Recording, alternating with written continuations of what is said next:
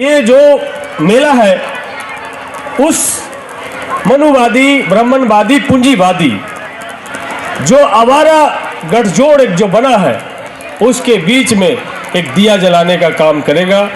और इस कुर्था की धरती से जहाँ पर जगदेव प्रसाद जी की शहादत हुई है, जहाँ जगदेव प्रसाद जी अपना कुर्बानी दिए हैं, उनका खून का छींटा चारों तरफ बिखरा है।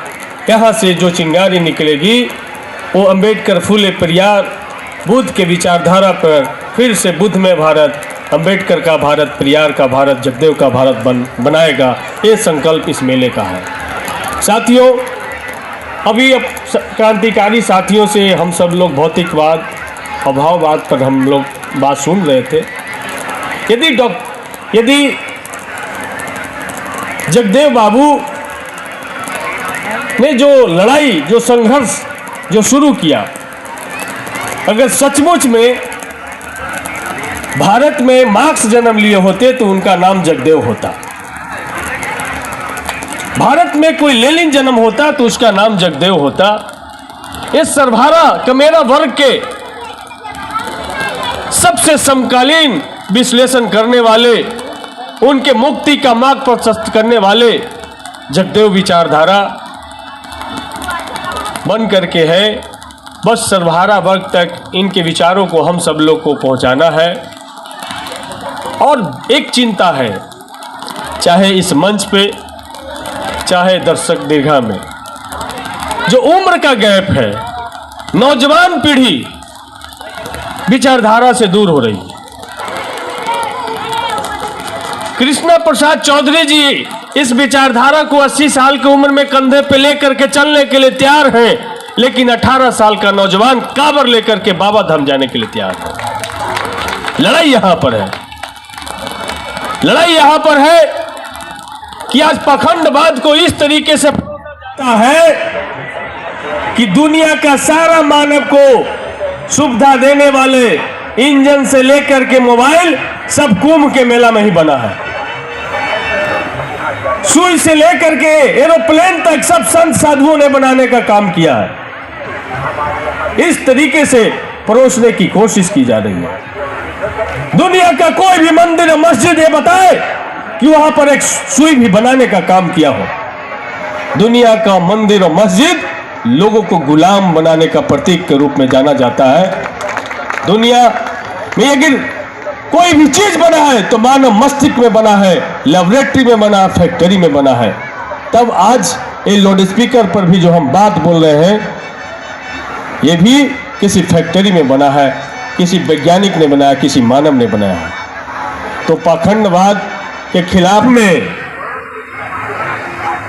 फिर से वैज्ञानिकवाद के लोगों को खड़ा होना पड़ेगा, और नहीं तो फिर से यहां बैठे हुए तमाम लोगों को यह साबित कर दिया जाएगा कि नागा साधु ही इस देश, इस दुनिया के सबसे बड़े धर्मात्मा है।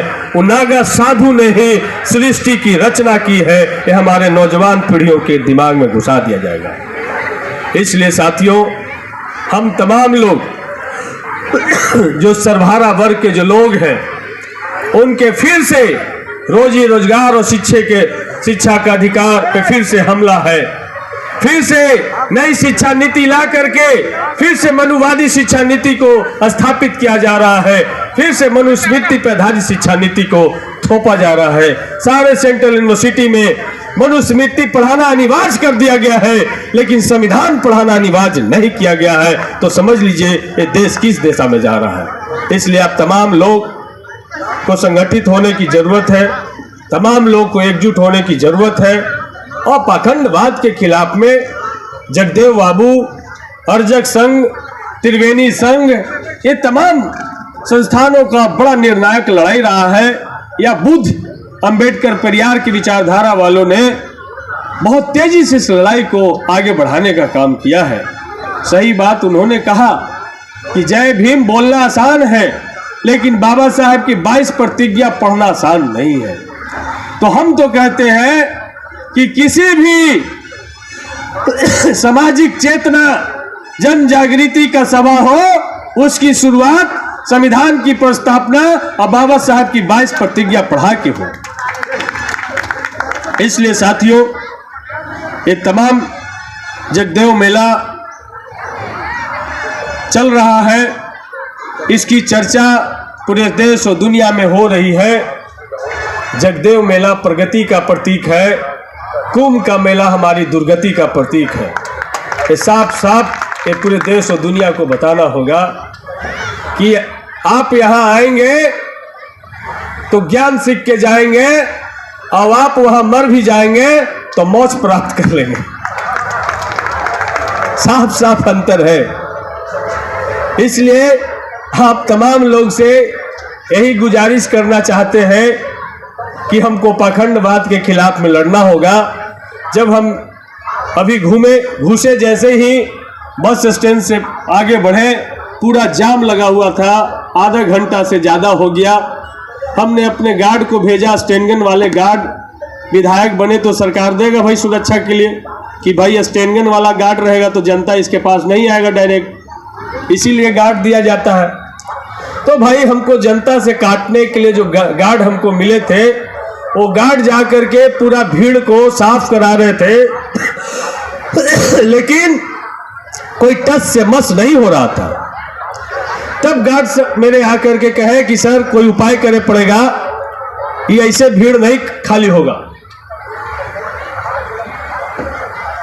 तो हमने कहा कि भाई 5 लाख जनता के हम प्रतिनिधि हैं, इतना 243 गो हमरा जैसे लोग हैं, इतना ताकतवर व्यक्ति हैं और जाम नहीं साफ होगा, चलो हम चलते हैं।